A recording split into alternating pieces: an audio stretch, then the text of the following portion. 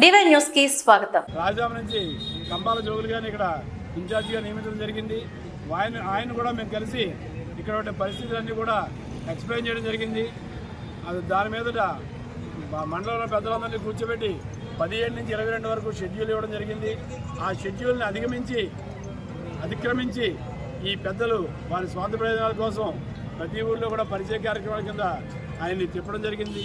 మేము ఆయనతో చెప్పినందుకు సరే ఆయన మా మాటను పట్టించుకోకుండా ఆ స్వార్థపర రాజకీయ నాయకులు కూడా ఆయన వెళ్ళడం జరిగింది.